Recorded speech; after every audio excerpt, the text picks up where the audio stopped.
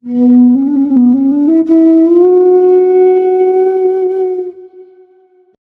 now I will tell you about the 9 types of Diksha that exist. There are 9 types of spiritual initiation. You are watching Reflections on Reality, presented by Kanchi. The first one is called Chandana Diksha. What is Chandana Diksha?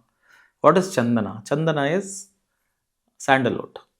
So if you go into a forest and there are sandalwood trees around, you will find that even the other trees and the leaves of other trees are also smelling like sandalwood. So this happens because of the proximity being around sandalwood trees. This is called Chandana. And this is the quality of Chandana, quality of sandalwood. Wherever you take sandalwood, it what do you say? It spreads its fragrance, right? And that fragrance gets into the molecules of all the things around sandalwood. Similarly, when I told you about the story of my experience in Hong Kong, you can say this is in a way a Chandana Diksha, because that room was home to that room was that Guru had stayed in that room. So his, you can say, his energy was still in the room. So Chandana Diksha is a spiritual transmission that happens inadvertently without any sankalpa. The Guru does not say, now I will invest this person with my spiritual energy. No. Spontaneously, because of his energy is spilling over. And wherever, like for example, wherever a spiritual person sits, they say wherever a spiritual person walks, that path is purified. Wherever he sits, that asana is purified, that seat is purified. Whatever clothes he wears, that is purified. So whatever space he is in, that space is completely purified. So that place becomes vibrant with his energy. This is called Chandana Diksha. So this is inadvertent. So this Diksha, the Guru doesn't even have to look at you, or it doesn't have to touch you, or it doesn't have to have make any sankalpa to give you Diksha. Just by being in the space where a Guru was, right? See, now when we go to Ramana Ashram, Bhagwan in his body doesn't exist there, but his energy is still there. So when you go there, this is only Chandana Diksha. When you go there, you experience the bliss of, it's as though you are in his proximity, right? So this is Chandana Diksha. There is a very funny story attached to this. When I was in Uttarkashi, I met a sannyasi there who told me that there are many enlightened masters in Uttarkashi. He told me, and there are a group of people. He said there are many enlightened masters in Uttarkashi. Uttarkashi is high up in the Himalayas.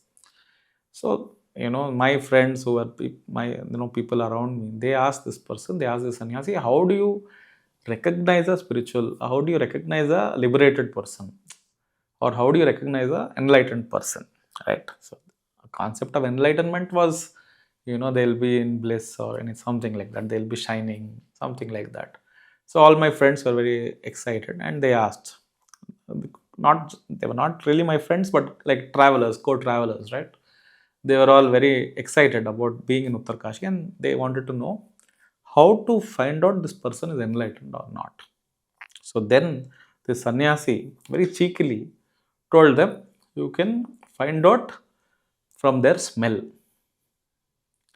So he said, an enlightened person emits a particular type of smell, which is rare in the world. You will not find it anywhere else. He said you will find it specifically in Uttarkashi. So we were there for 2 or 3 days, and believe me, all 2 or 3 days, these people were going around town smelling other people, right? So needless to say, I mean, it's not something recognizable by smell, but they were going around. So the sannyasi pulled a great prank on my friends. Anyway, so that is Chandana Diksha, but they don't smell like sandalwood. The second one is something called Kurma. Kurma is the turtle. Kurma Diksha. So for Kurma Diksha, there are a lot of examples and a lot of discussion and a lot of what do you say, variation on what exactly is Kurma Diksha. But one thing we must understand is Kurma, the turtle, it's a very peculiar being. Once it gives birth to the smaller babies, it leaves and goes away. It never looks back. So some people say it has no attachment towards the younger ones. You know, it has zero attachment. I mean, animals themselves, we'll find that in the animal kingdom also, mothers are mothers. They feed their babies, you know, they give them food, milk, whatever it is. But turtle is peculiar in this regard, where it, as soon as the turtles give birth, the females, the mothers, leave and disappear. They don't care, they move away.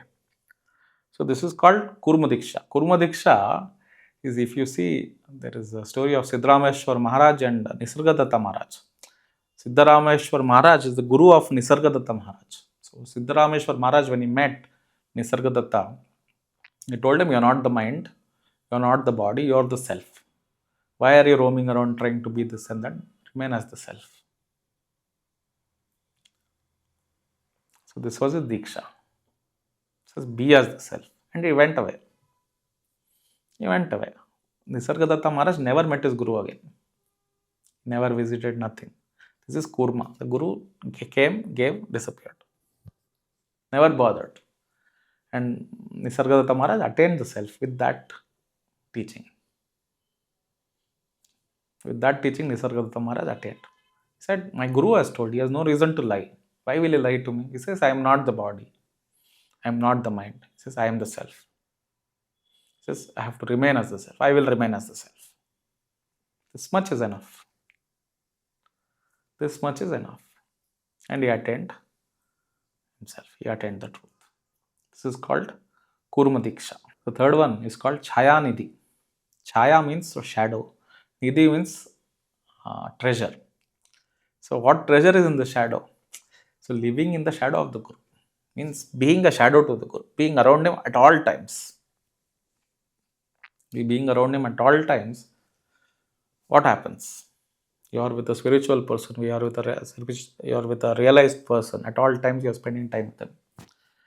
There are times in Ramanashramam, there was a poet called Muruganar.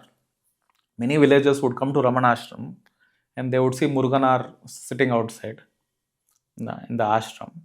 And they would think he is Ramana Maharshi, and they would fall at his feet, get his darshan and go home. Those innocent villagers. Because that was the, tejas with which he was shining. How was he shining so much? See, he was also like a luminous body. Being around Bhagavan, they say when you rub shoulders with the stars, some dust falls over you. That's called stardust. Similarly, when you are rubbing shoulders, or you can't say rubbing shoulders, when you are around the spiritual, with the masters, with the enlightened masters, little bit rubs off on you also. So you are borrowing their realization, so to say, you can say. You are in that space, in Bhagavan's space, where is I and you, where is this and that? There is only Brahman. When you are entering that space, you also become Brahman. What else is there? So this is called Chayanidhi. This is the Diksha, you can say, of even Muruganar. Being around Bhagavan, he became like Bhagavan. See, he himself is a person worthy of worship. Right? So no Diksha is it. Nothing needs to be told. Sit here, meditate, close your eyes. I am Brahman, you are Brahman. Nothing needs to be told. Just being around Bhagavan, being around him, you become like him. See, when you put, there is a flame, you put another flame near that flame, those two flames become one. Which one is this, original flame, and which is the other one? Which is the Guru and which is the disciple? No separation exists. This is called Chayanidhi. Even Vivekananda, even Brahmananda, that is disciple of Ramakrishna Paramahamsa, right? Brahmananda spent so much time with Ramakrishna Paramahamsa. There was no difference. It was natural. Once Ramakrishna Paramahamsa left the body, it was natural. Brahmananda took over naturally. Similarly with Shankaracharya. Shankaracharya's 4 disciples were around him at all times for a few years. Right? And they're all evolved souls. They were already at the crux, And being around him, you are engulfed in that light. This is called Chayanidhi. And then we have something called Nada Nidhi. Nada is Shabda. Shabda is sound. Nada Nidhi is Mantra Diksha. So this is the most famous Diksha we know. In many sampradayas, they will whisper the mantra in the disciples' ear. So, and this whispering in the ear is not happening from one or two generations. Not that my guru whispered in my ear and it started. This transmission is unbroken. See, in it is 68 generations, 134 generations. Imagine 60 generations, 100 generations, 130, 140 generations of gurus in an unbroken lineage whispering that mantra in the ear. And this mantra is not just whispered and forgotten, right? It is practiced their entire life. So it is like a flame kept alive for thousands of years. It is very powerful. So this is why Mantra Diksha is very powerful. So some of these traditions, even Adi Shankara's tradition, it goes all the way to, from the gods, right? Gaudapada, Govindapada, goes all the way from the gods, it comes to the present day. So getting Mantra Diksha from a guru like this, from a lineage, is Mahabhagya, right? See, and Mantra Diksha doesn't have to be only Vedic mantras. Give my Mantra Diksha. See, Nadanidhi is not just Vedic mantras. Nadanidhi is what Siddharameshwar Maharaj gave Nisargadatta Maharaj. You are the self. It is Nadanidhi, right? Similarly, there was one sannyasi who is from the lineage of Ramakrishna Paramahamsa. He was living in an ashram in the south, and I used to go visit him. See, initially I never liked to go. My mother used to go and sit with him, right?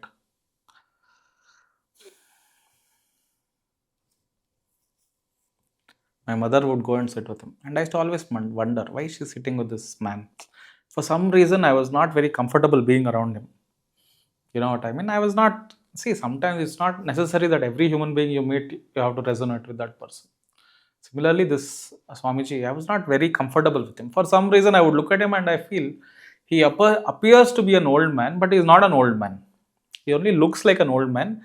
He's pretending to be old. I had some idea like this because he had gray hair and all that, but his eyes were shining. It was like a young, like a 20-year-old's eyes. It was very clear. And whenever I would look at him, this was when I was very young, I would look at him and I felt that those eyes were penetrating, deep inside. So finally, and I would go to wake up my mother from there. I didn't want her to spend so much time with this Swamiji. I would go there and I would tell her, please, it's time, let's go home. Like that. And one day she made me sit and he was talking something very interesting. See, and I love satsang. So even though I was not a big fan of this person, I also sat at that satsang. And everybody was asking, they were all asking questions. I felt even I should ask some question because after all, I am an intellectual person. This was my imagination, right? I'm intellectual. I know all these things. I meditate. I have so many experiences and all this mindset was like this. So some people were asking about, other things. So even I thought I'll also ask. I asked him whether Brahma and all these gods exist like we exist, right? Something like this. This was decades earlier.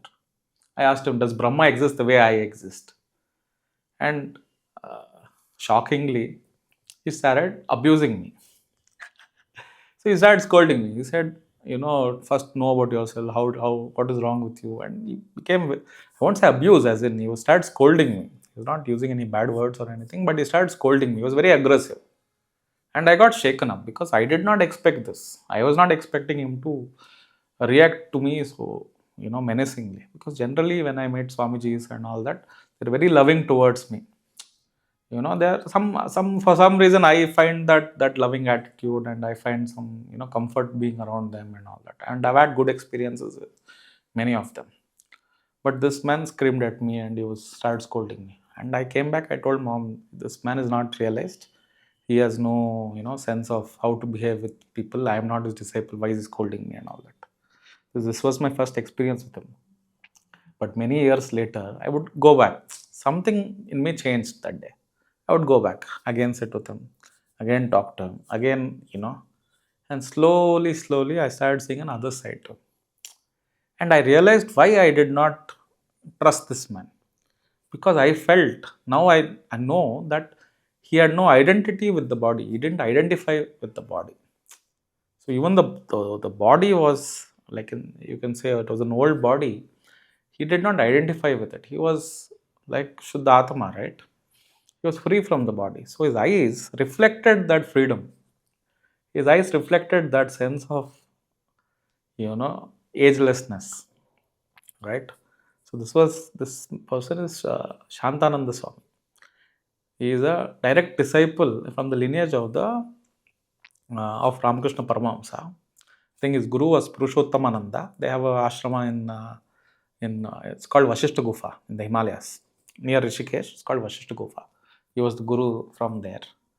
And why I'm telling you this is on the last time I saw him was just a few days or maybe a week or so before he passed away.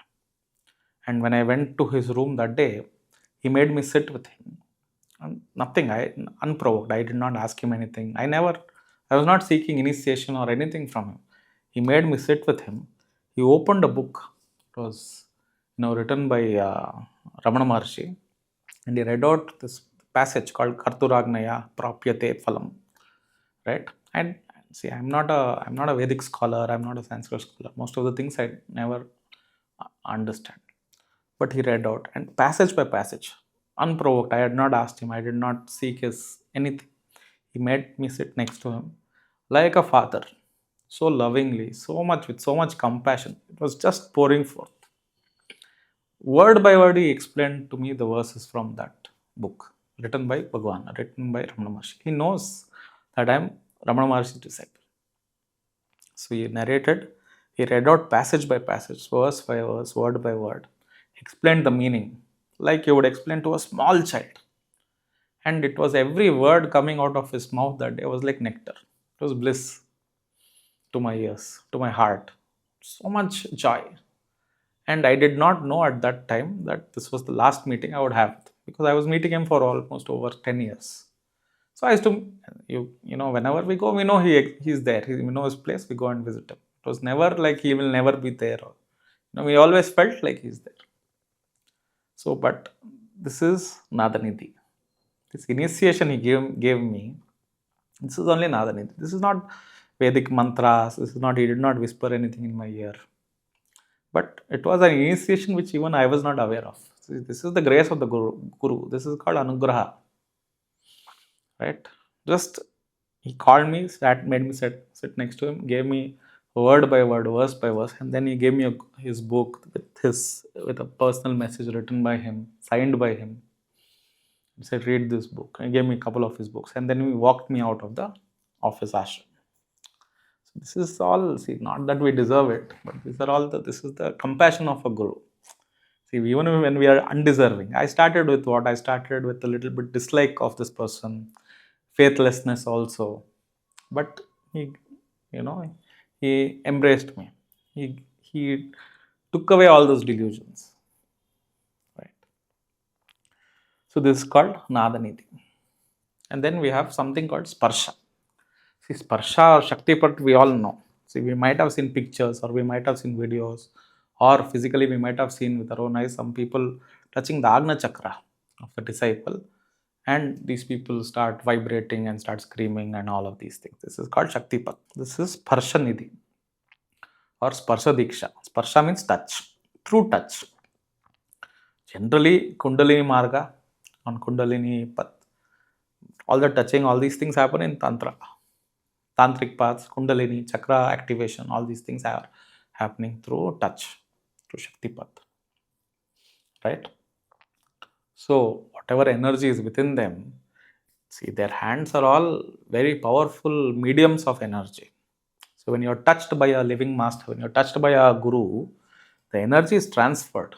Many people say when they meet Jai Krishnamurti, when they used to meet, they would listen to him talk and they would feel a certain vibration. Even people who were not on the spiritual path, but when they shook hands with him, suddenly they felt like a electric shock going through their arms, right? And Jai Krishnamurti is such person who would denounce all these things. He would say there's no such thing as spiritual power and all that. He did not believe, or he did not show that he believed in all these things. But people have met so many people who have spent a lot of time with him, even with Maharshi Mahesh Yogi. right? They would spend time with him. If they touch him, they would feel like their entire body would vibrate for hours together, maybe days together also. I have also experienced something like that. So this is called Shaktipat or Sparsha Nidhi or Sparsha Diksha. Initiation through touch. Touch doesn't have to be hand. You touch. That's why we go and touch the feet of the elders, feet of the gurus. See the big toe, right? These are all like antennas. These are all like so much energy is going out through our feet and our hands, right? Through the tips of our hands, tips of our fingers and our toes, a lot of energy is constantly going out, positive and negative. That's why in our Indian homes, they will say, don't stretch your legs and point your legs towards any elderly person because your energies are going out. Generally, with younger people or people like, they say more negative energy is going. But when you go to a spiritual guru, when you go to a realized master, it's not negative energy, it's positive, right? It is beautiful. It is like Nidhi only. It is like a treasure, right? So that is why we go and put our head to the feet of the guru. Head is the receiver and the feet are the transmitters. Feet and hands are the transmitters. So if when you go fall at someone's feet, what do? First you go and touch your temples on you put your head on the ground, and near their toes you touch your head, right? So your receiver is going and touching the transmitters of the guru's feet. And then when you get up, if you're lucky, he puts both his hands on your head, again is transmitting the spiritual power. This is the reason why we go and follow it, feet of these people, feet of the gurus and all that. And even our elders, see why we do elders don't have to be enlightened to fall. See, elders, when you're blessing in your parents, for example, are blessing, they want the best for you. Your parents have the purest desires for you, purest intentions for you. Nobody else will have. Maybe your in-laws might not have, but your parents, in-laws also might have. But especially your parents and your grandparents have the purest of intentions for you. When they say Sumangali Baba or when they say Kalyan, may your life be blossom, may everything auspicious happen to you, may you be at peace. Right? They mean it. That is why when you are meaning it and you are expressing it, the intention is like that. Through your transmitters, you are giving out positive energy. This is the reason we do this. This is called Sparsha, right? Initiation through touch. And then, see, a lot of people, what they say, we don't have a guru, right? My guru is in the US. My guru is in America or in Europe, or he doesn't exist. So now what do? There's something called Chandra Darshana, Chandra Diksha. What is Chandra? Where is Chandra? What is Chandra? First of all, Chandra is the moon. But where is Chandra? Chandra is in the sky somewhere, right? But even though you are sitting here on planet Earth, when you look up, you will feel the cool rays of the moon, they say. You will experience that. A certain sense of peace comes over you, a certain sense of beauty, a certain sense of relaxation comes over you when you're sitting in the open looking at the moon or basking in that moonlight, right? There is a certain beauty to that. So the moon is not here, it's somewhere else. Even now when you're sitting, when you close your eyes and dream about, or when you think about the moon, what kind of emotions are evoked in you, right? This is called Chandra Diksha or Smarita Diksha. Smarita Diksha is just thinking about your guru. See, just thinking about your guru is also Diksha. And not only you thinking about your guru thinking about you. See, when the guru also thinks about you, it is Diksha. The guru says, oh, I wonder where is Kanchi. I hope he is fine. Nice person, let him do well. That much is enough. Right? So there is a very funny story. I'll tell you two stories. There's one, quickly I will tell you. There's one funny story about Ramana Maharshi. When he was sitting in Ramana Ashram, a villager came down. Everybody were bowing from far away. See, they were not. Ramana Maharshi was struggling with some, ortho problems. He had some problems with his legs and feet and all that. So everybody would not touch him, sit a little far and bow down to him and go away. And then this one villager came into the meditation hall where Bhagwan's room, where he would sit and be available at all times. 24 hours he was available to all disciples, all people who came from around the world. This one man comes in and he bows down to Bhagwan. He catches Ramana Maharshi's feet and he bites it. He bites his toe. He bites his big toe. And Bhagwan suddenly shocked. He also gets up like screaming, and everybody there is screaming. They are like, they did not understand what happened. Why was this person going and biting Ramana Maharshi? Have you heard of someone biting a guru to his feet? And people caught hold of him and they thought he's attacking. They asked him, why, what have you done? So Ramana Maharshi, that by then he understood that this person is up to something. He asked him, why did you do this? He said, why did you have to bite me? What have I done to you? He says, no, everybody is coming and touching your feet and going. Do you remember anybody? He said, maybe I will or I won't. He says, you will never forget me. Now that I've bitten your toe, you will never forget me. See, just hearing this, Bhagwan started laughing because it's true. He says, yes, it is true. I don't think I will ever forget you because it's one of a kind. See, Bhagwan would have met what, thousands and thousands, maybe lakhs together of disciples. How many people will go and bite Bhagwan? See, I'm not giving you any ideas. Please, when you go to meet a guru, don't bite him. But the idea is, even why did he wanted to do it is Bhagwan should remember him. Smarane. Just thinking about this person is also Diksha. Similarly, if you don't have a physical guru, no problem. You think about that guru. See, you meditate on that guru. That is also a type of Diksha. You meditating on the form of the guru is also Diksha. Got it? That physical form doesn't have to be in front of you. You can meditate on that form. See, there is another instance where when the Shardama is the wife of Ramakrishna Paramahamsa. When she was, I think, in Varanasi or something, and one of the core disciples of Ramakrishna Paramahamsa, one of the disciples of Paramahamsa, I think one of the women disciples, they saw Shardama sitting on her bed early in the morning at around like 1:30, midnight, 1:30, 2 o'clock. She's sitting on her bed and doing japa with a rosary, with a mala. She was doing japa.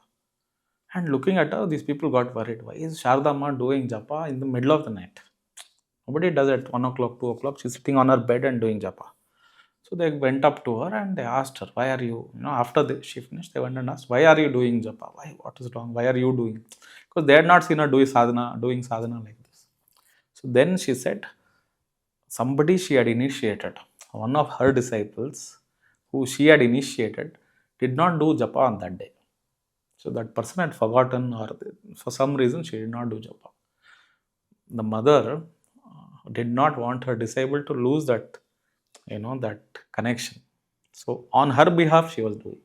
And she has no idea. She is living somewhere else. See, Shardama is not in front of her disciple, or disciple is not in the same place as Shardama. But she knew, right? This is what a guru is. She knew that this person has not done sadhana on that day, that she's not done japa on that day. And she wanted to fulfill that because they have taken a vow. When you do Purascharana, Anusthana, when you taken a vow to do unbroken japa for 40 days or 2 months, 2 years, 10 years, whatever. And that person had missed out. That is like you have broken the practice. So this is the grace of that guru. This was the compassion of mother that she didn't want to break. She doesn't have to do sadhana, right? She herself is a realized soul. Ramakrishna used to say, you may call me a guru, you may call me Paramahamsa, but this is Devi herself. He used to say she is Devi herself. She is Mother Kali herself. And she also gave darshan to Vivekananda, who went up to her after Paramahamsa's death. And he was like, Shardama is a villager, did not speak, always behind a veil. So not many people knew much of her. So he was feeling like he has lost the connection with Mother Kali also after Ramakrishna. He was feeling kind of lost. So once he went to get darshan and everybody was falling at the feet of Shardama. See, out of respect for his guru's wife, he said this, my guru's wife, let me also, he loved her. She was like a mother to him. So with that bhava, with that emotion, he fell at her feet. And she said, what do you want? Right? That time he says, not even looking at her, he says, I want to get a darshan of Kali. I want to get a darshan of Mother Kali. So she says, son, look. Shardama says, son, look. And Vivekananda writes, he saw the darshan, he had the darshan of Mother Kali sitting in front of him. And for all these years, he thought it was just,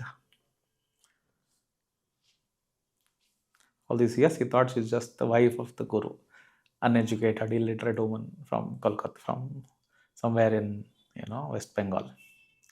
So that is the thing. It's not necessary that they have to express themselves and show who they are.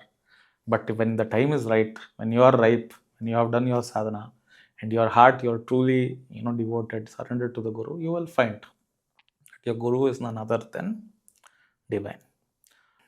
So this is called Chandra Diksha. So similarly, there is something called Sambhoga Diksha. Sambhoga actually means copulation or intercourse, sexual intercourse. But Sambhoga doesn't only mean that. Sambhoga means all kinds of bhoga. See, all kinds of bhoga is what? Bhoga is what? Enjoyment. See, like friends. See, when we say Krishna Arjuna, when we look at Krishna and Arjuna, they did not have a strictly, in the sense, they did not have a guru disciple relationship. They were like brothers. They were best friends, you can say. Krishna says, he is dearer to me. Arjuna is dearer to me than Rukmini. He says, he is dearer to me than Rukmini and Satyabhama. I will happily give my life for him. So that's how close their love was, their friendship was. So this is also bhoga. They used to sit and eat together, enjoy the pleasures of the palace together, fight wars together, fight battles together. Whatever it was, they were enjoying life together, right? And they have gone on hunting expeditions together. So Krishna Arjuna is also a type of bhoga. But bhoktatva, that friendship was there in that. But in the Tantra sadhana, Sambhoga is also accepted as a way of spiritual initiation. Sambhoga means sexual transmission, as in sexual intercourse is accepted in some parts of Tantra Yoga. But those kind of things, it has to be a realized person, right? And usually it was between a husband and wife. So in Kali Yuga, most of the time it's better to stay away from these forms of, transmissions. So other than this, then we have something called Tejo Diksha. I can give an example of Dakshinamurti. Dakshinamurti is that form of Shiva who was giving initiation in silence. Right? Just sitting in silence, he would be in silence. Disciples would come around him and attain themselves. They would be absorbed in the self. Similarly, with Ramana Maharshi, there are so many people, hundreds and hundreds of people have written their personal accounts where they would come into the ashram, sit in front of Bhagavan, and somehow Bhagavan, Ramana Maharshi would move his gaze towards them, and they would lose consciousness immediately, and for hours together be absorbed in the self. Right? Hours together, and their lives would change forever. This is called Tejo Diksha. Tejo Diksha is that burning in that fire of Tejas is that fire. Right? You're getting burnt in that fire. All your karmas are dissolved. That is called Tejo Diksha. Right? Just by the glance of the Guru is so perfect or so powerful that just by being looked at by him, all your karmas are washed away, are destroyed, are burnt away. This is called Tejo Diksha. So all these things are together, we have 8 Dikshas. The 9th one is finally called Anugraha or Tatastu Diksha. Tatastu Diksha can come in any of these things. Anugraha is basically the essence of all these things. These entire 8 types of Dikshas happens or is caused by Anugraha. Anugraha is grace. Only when you have the grace of the Guru, you will get Diksha. Otherwise, there is no Diksha for you. How can you attain? Without Diksha, there is no self-realization. Without Diksha, there is no enlightenment for you. There is no liberation for you. Liberation only happens to you through Diksha, and Diksha happens to you through Anugraha. Right? What is Anugraha? It is grace. When Ramana Maharshi heard that word, Arunachala, his entire body, his entire being leaped in exaltation, in excitement. This is Anugraha. It's not a child reacting to some toy or anything. This is a child reacting to the word, to the name Arunachala. Right? When he came to see, till Bhagavan was in Madurai and Tiruchi and all that, He had spiritual experiences, but when he came to when he came to Tiruvannamalai, he was dissolved. That Venkata Ramana came here and that Venkata was dissolved here. This is Anugraha. When he came there, he writes you know, in Arunachala Pancharatnam also he talks about this. How he is destroyed by Arunachala. He says, you have burnt me up.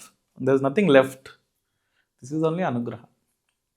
So similarly, first thing is, now you might be thinking, when will Anugraha shine upon me? You will not hear about Anugraha without Anugraha. You will not hear about grace without grace. The fact that you are watching this video, you are here at this point of the video, hearing about grace, is proof that grace is upon you.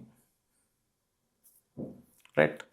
There are how many millions of people are on YouTube, how many people are watching, how many people are interested. See, not that I am speaking something great. How many people are interested to hear about Diksha? Right? Out of the millions and millions of people on YouTube, billions of people, how many people are interested to hear about Anugraha, to hear about Diksha? And how many people have the desire in them saying, oh, I wish I have Anugraha, oh, I wish I get Diksha. This desire that is arising in your heart is proof of Anugraha, is proof of the grace of God. Without the grace of God, you will not be here. You will not hear about this and have the desire for Anugraha. Right? So what do we need to do? How to find this Guru now? Surrender to that Anugraha. Surrender to this sense of being, the sense of, this deep bliss within you, which says, this deep desire in you, which says, I want Anugraha. Surrender to that. That desire only, surrender to that. Yes, okay. I want to. Whoever your Guru, whoever in your heart you find as your Guru. It could be Sadashiva. It could be Parabrahma. Right? It could be Ramana Maharshi. It could be Ramakrishna. It could be anybody. Whoever you find in your heart and you see that this is my Guru. Surrender to that power. Surrender to that. And it could be Devi. Right? Surrender to that. Let them, give you Diksha. That is their job. It is not your job to ask for Diksha. It is your job only to surrender. Right? There is a very famous sage, a very famous person in Tamil Nadu called Ramalinga Swami. Ramalinga Swami, he worshipped Agni. He worshipped Jyoti. Jyoti is light, right?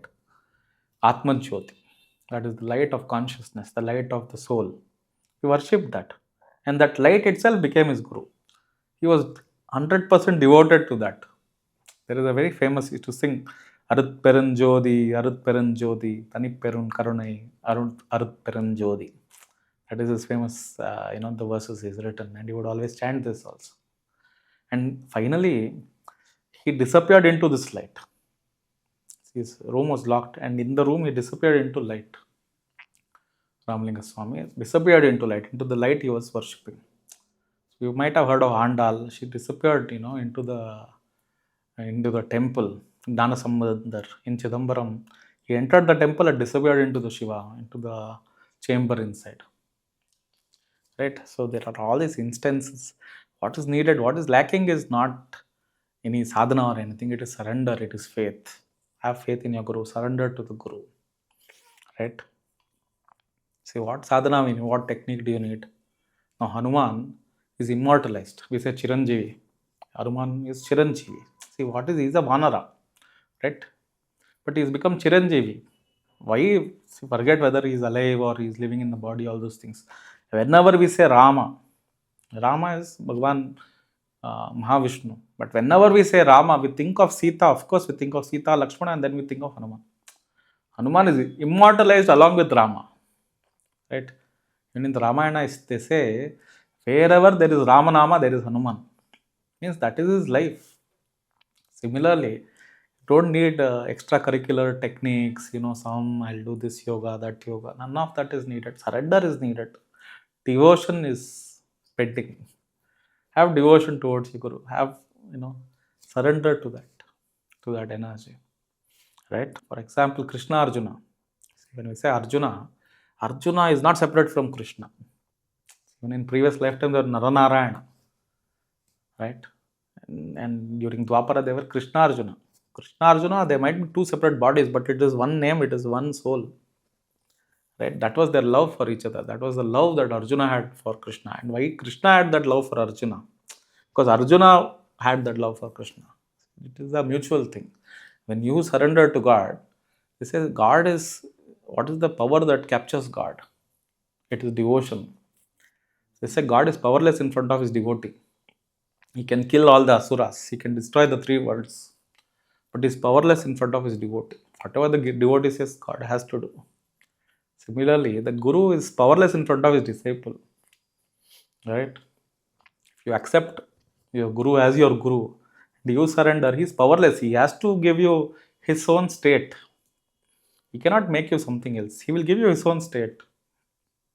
Right? If he is Paramatma, you are bound to attain that status, that state. Right? Paramatma Tattva. That state of oneness. Right? In Shvetashvatara Upanishad, there is a very famous verse which says, those who are devoted to their Guru and to the Lord, to them the Upanishads reveal themselves. The secret truths of the Upanishads reveal themselves to such a one. See, they are saying you don't have to even study. Self-study, all those things are okay. To the one who is surrendered, who has complete devotion to the Guru, the Upanishads are the secrets of the universe, the secrets of the self, the secret of Atman, right? The science of self-realization. All these things reveal themselves to the disciple who is devoted, who has surrendered to the Guru. So all you have to do is look within, surrender to the Guru. How to do this, how to do that will come next, will come automatically. There's a very famous devotee of Lord Shiva, a woman who used to roam around naked in Karnataka back in those days, right? Couple of 100 years ago. She would roam around naked. She was completely surrendered to her chosen deity was Channa Mallikarjuna, was Lord Shiva. Another name for Lord Shiva is Channa Mallikarjuna. So she sings. Her name is Akkamahadevi. Right? She was a devotee and she has written thousands of poems, right? Thousands of poems devoted to Channa Mallikarjuna. That Channa Mallikarjuna, she was a princess, but she chose to surrender everything. She became a renunciate. She went to the forests of Sri Shailam and she was sitting in caves and meditated all her life. She was a Ghora Tapasvi. What was her tapas? Her tapas was devotion. Her penance was devotion. So she has written, like butter hidden within milk, like taste of the tamarind within the fruit. He is within this body. O mind, why wander aimlessly? Is there a better way to find Channa Mallikarjuna? Right? So she says, like butter hidden within milk. See, butter is hidden within milk, but we have to churn the milk. Without churning the milk, you will not find butter. You have to boil the milk, you have to churn the milk, right? And like taste of the tamarind within the fruit, the taste is within. So you have to pull out the shell and then go inside. Similarly, he is within this body, means you have to churn the body. You have to give up the outer shell, as in give up the desire or give up the attachment to this body, right? And then she says, he is within. Why are you wandering elsewhere? Why are you looking for this Guru elsewhere? See, why are you looking for the divine elsewhere? In the Shastras, outside, here and there. He is within your own heart, right? And she asks, is there a better way to find the Lord than this? Through devotion, right? So taking inspiration from Akka Mahadevi, taking inspiration from Vivekananda, taking inspiration from Muruganar, right? Let us also devote our lives to the pursuit of self-realization. Let us devote our minds and bodies and our hearts to our Guru. And may us all attain the self. Thanks for watching. If you enjoyed this video, hit like and subscribe for more. With grace and gratitude, see you next time.